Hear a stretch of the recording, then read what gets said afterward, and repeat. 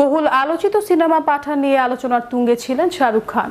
অন্যদিকে প্রাণনাশের হুমকি পেয়ে চিন্তিত ভাইজান খ্যাত সালমান খান। এবার দুই খান আসছেন বাংলাদেশের ঢাকায়। বিস্তারিত থাকছে ডেস্ক রিপোর্টে।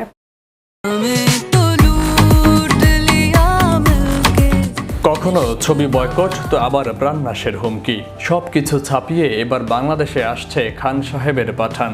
আগামী 5ই মে থেকে বাংলাদেশের প্রেক্ষাগৃহে প্রদর্শিত হবে বহুল আলোচিত এই সিনেমাটি। पता नहीं कि पठान मर गया है या जिंदा है। এর আগে দেশের প্রেক্ষাগৃহে বলিউডের সিনেমা মুক্তির ব্যাপারে একমত হয় চলচ্চিত্র সংশ্লিষ্ট 19 সংগঠন।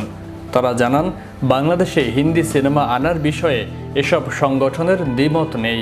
আলোচনা সিদ্ধান্তের মধ্যে রয়েছে প্রতি বছর 10টি হিন্দি সিনেমা বাংলাদেশের প্রেক্ষাগৃহে চলবে। এই তথ্য নিশ্চিত করে প্রতিষ্ঠানটির পক্ষ থেকে অনন্য মামুন জানিয়েছেন, ইতোমধ্যে 16 হলে সার্ভার বসানো হয়েছে। ঈদের পর 40টি সিনেমা হল প্রস্তুত হয়ে যাবে।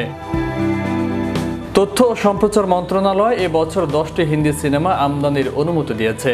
আগামী বছর দেশে 8টি হিন্দি সিনেমা মুক্তি পাবে।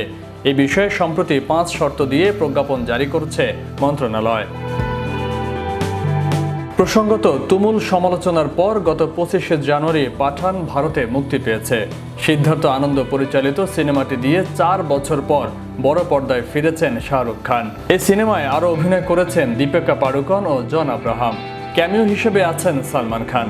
সিনেমাটি আয়ের দিক থেকে ইতোমধ্যে ছড়িয়ে গেছে অতীতের সকল রেকর্ড।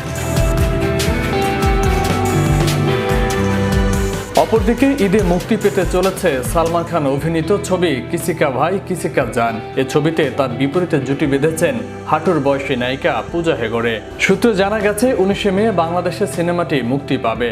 সাপটা চুক্তির আওতায় মূলত সিনেমাটি আসতে যাচ্ছে বলেও জানান সংশ্লিষ্ট কর্তৃপক্ষ। এছাড়াও সালমানের রঙিন জীবনের অনেক গল্পই বর্তমানে সামাজিক মাধ্যমে বহুল চর্চিত।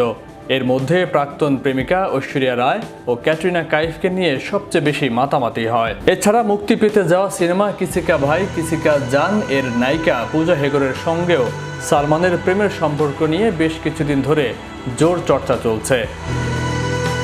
কিসি কা ভাই কিসি কা জান হিন্দি ভাষায় অ্যাকশন কমেডি চলচ্চিত্র, যা ফরহাদ শামজি পরিচালিত এবং সালমান খান ফিল্মস এবং নাদিয়াদ ওয়ালস গ্র্যান্ডসন এন্টারটেইনমেন্ট প্রযোজিত।